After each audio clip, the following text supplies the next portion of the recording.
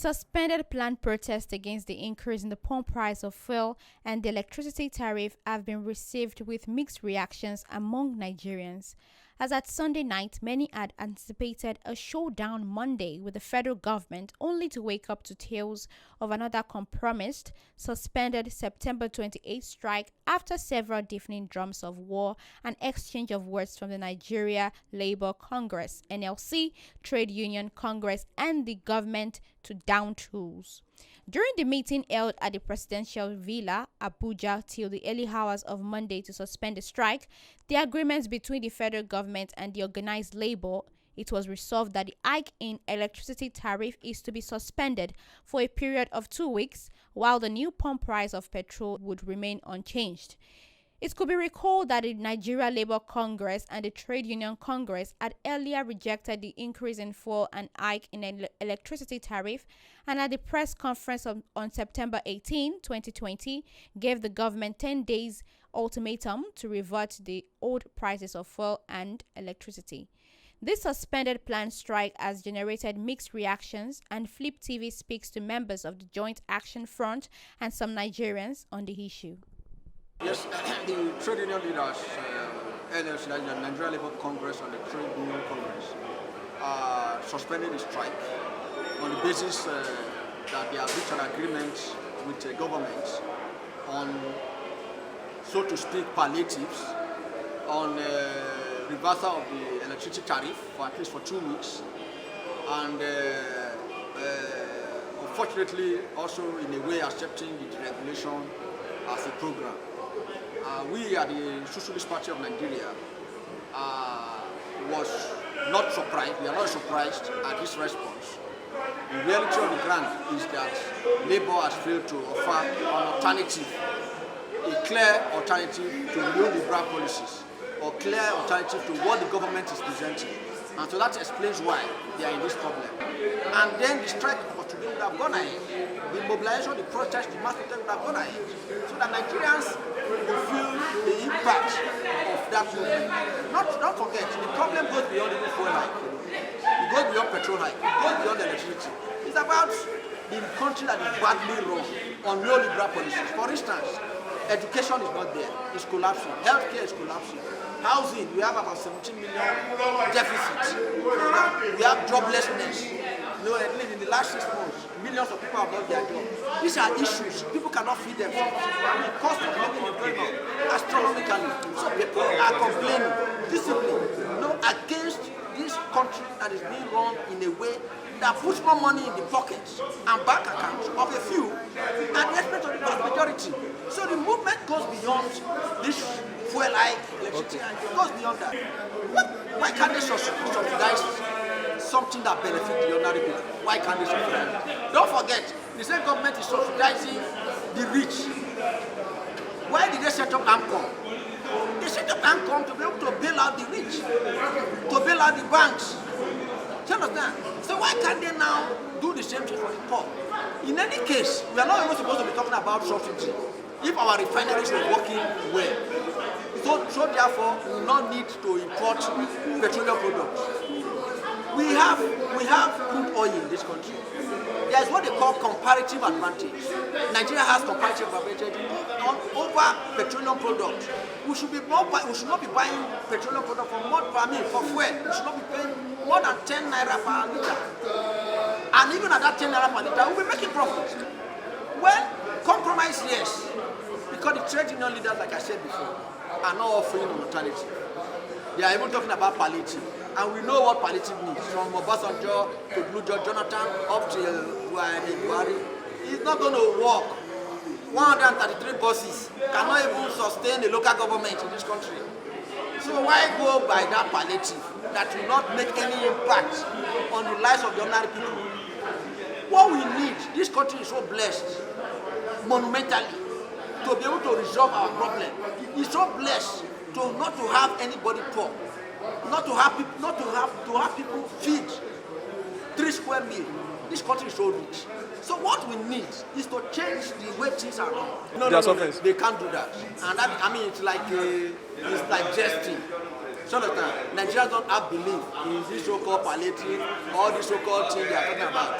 You understand? It will not work. So understand? They know that it's like a ruse that they are talking about palliative. They know that. So it's not going to work.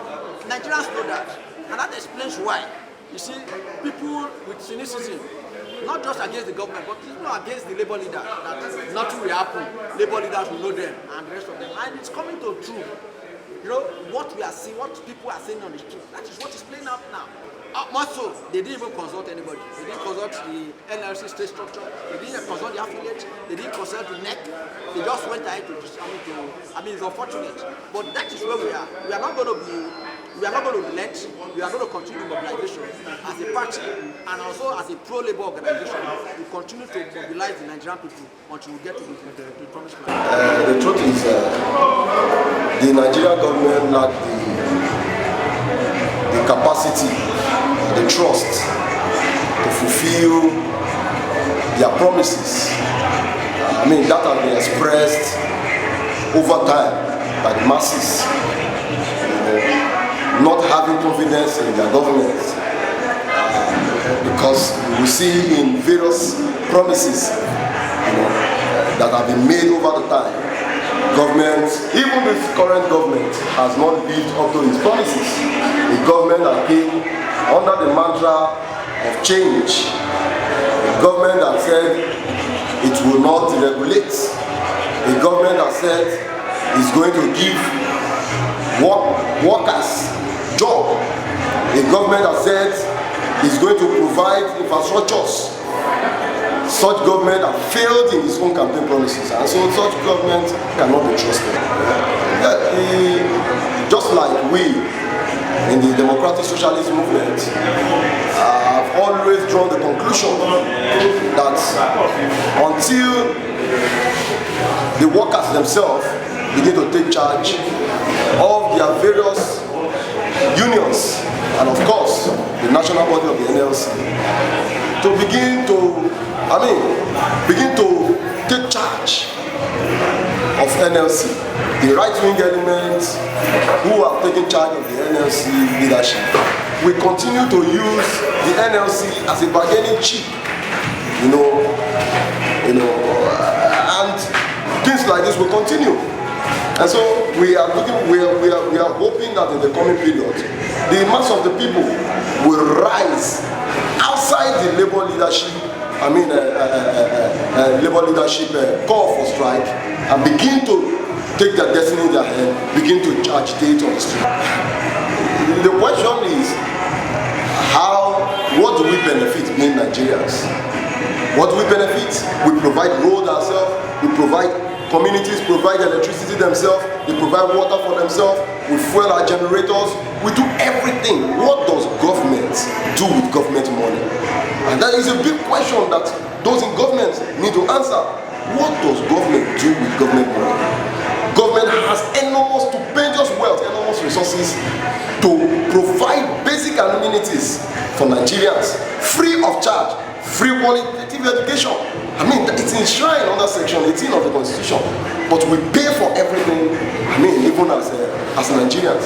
And so, the question of whether government should subsidize electricity is even a fundamental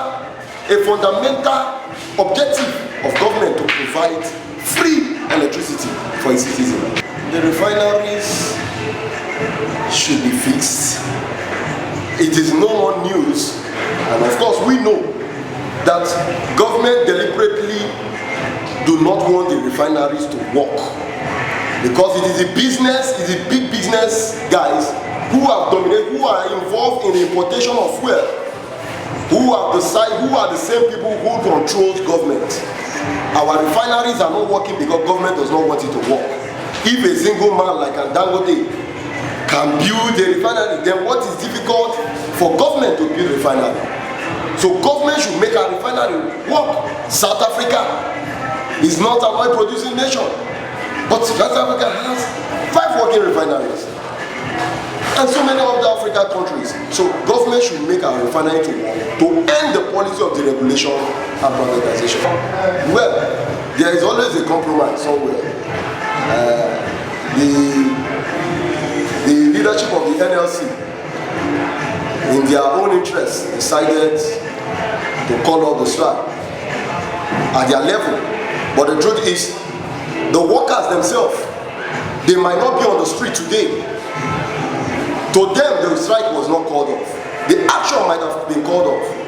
But the workers, as you saw them trooping in today, they are agitated, they are angered. The strike, and there is no strike that is more effective than that, because it's a momentum. The anger is building up. And if the labor leadership refuse to take advantage of the anger that is building up on the streets, one day the Nigerian masses will troop out on the streets and they will lead themselves to a protest that will end this system of capitalism in Nigeria. Well, there were a number of meetings over the weekend, including yesterday, up till late the night of yesterday, where the labor leadership and the federal government reached some agreement. It was based on that agreement that the leadership of Labour decided to suspend the strike. I do not agree because, first and foremost, the reason for the provision of subsidy for these two products is because of the fact that the government has failed to take full ownership of these sectors and ensure that these sectors are run under public democratic control and management. If you look at the example of the oil sector, the entirety of it is owned by multinational oil companies as well as marketers and co. The entirety of whom determine the eventual cost of fuel at the pump. This situation is further made worse by the complete collapse of the public finance. So that the reason why government decided to be paying subsidy was because having lost capacity to refine crude oil locally, it meant that in order to ensure that prices do not go beyond what people can afford, the government had to regularly provide something to make up for the difference. But subsidy would not have been necessary anyway if, as I was trying to say, the oil and gas sector is first and foremost placed under public ownership and democratic workers' control and management, alongside with making the refineries function. So for me, I think that the first step is to make the refineries working. And if the existing refineries are too old for them to be operational, the new ones should be built with public money. I will only just add that this must be followed up by ensuring that those refineries are run by workers democratically, so that they do not become a drain pipe and stealing of public resources as the current ones have become.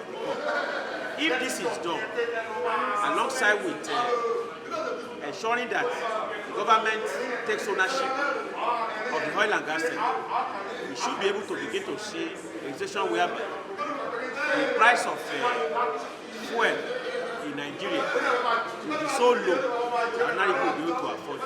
It's very true, because when you look at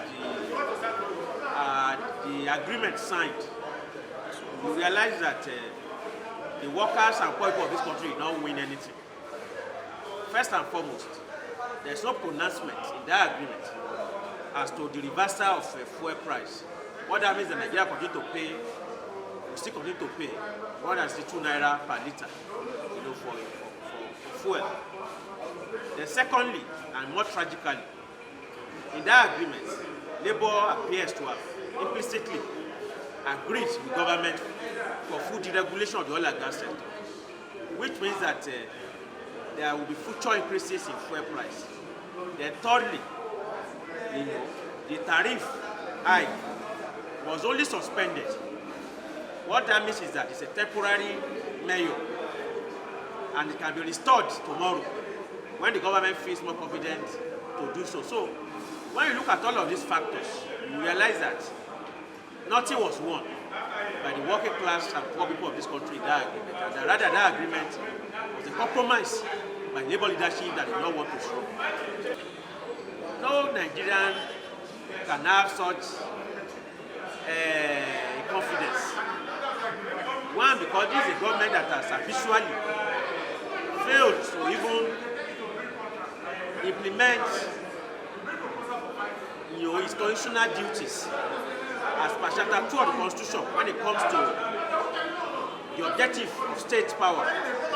This is a government that has failed to do that in all sectors, including education, healthcare, security, anti-corruption, and the ASU has been on strike for several months now because of the 2009 agreement and the 2013 MOU, which the government has failed to implement. So, when you look at all this, how can you now say that the same government will now be able or can be trusted, to implement any palliative for the working masses? It's not going to happen.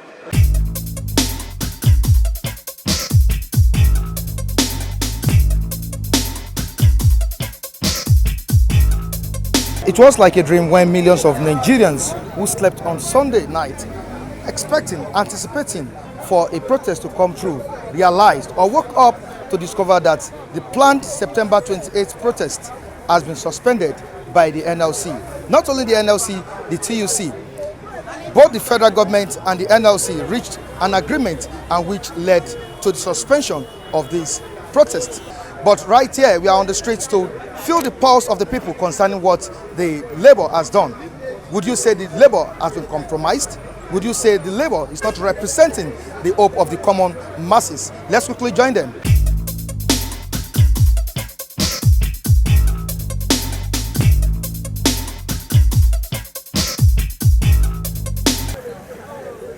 We are all in this country together, so that is we all seen what's been happening, even though we're not around maybe 60 years ago when the whole history started. But I think right now Nigeria is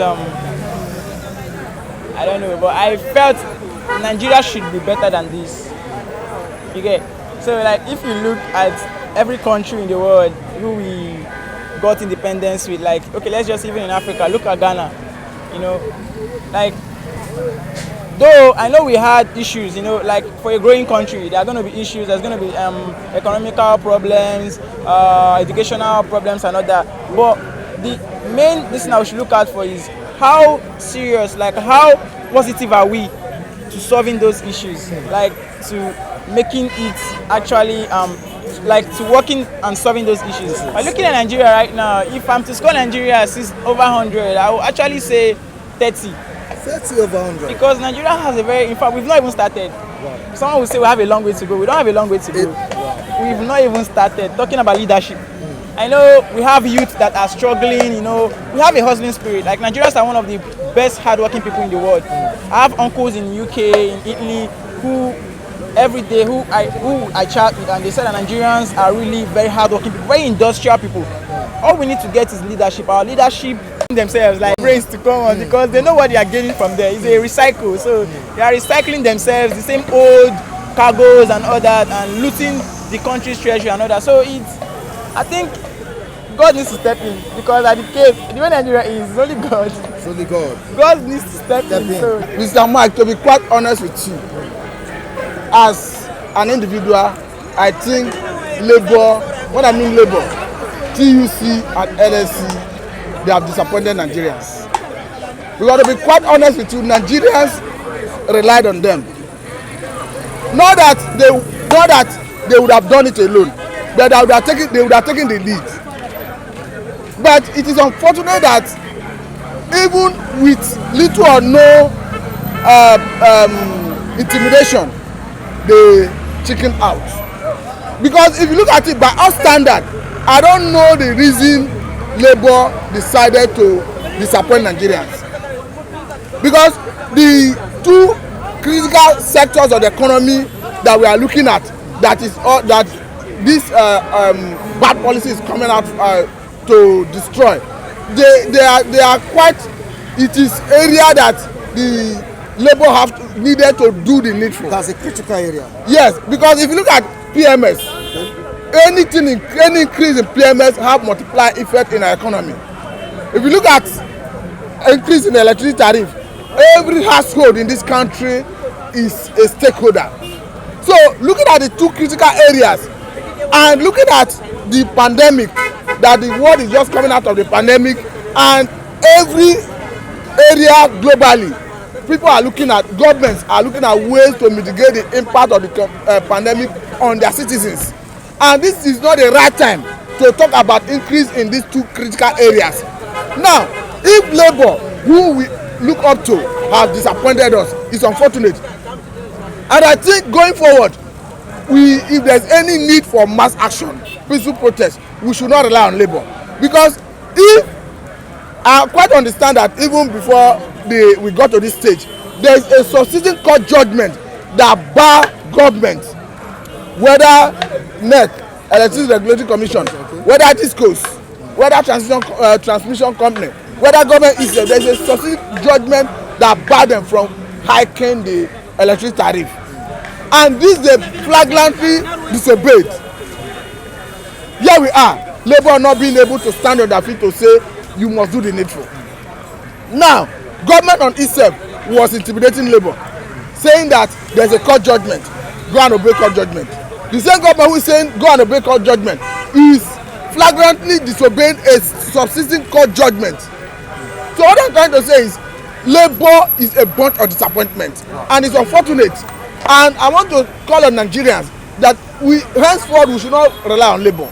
If there's any need for peaceful protest, we should organize ourselves in a peaceful manner and protest, because peaceful protest is a strength in our constitution.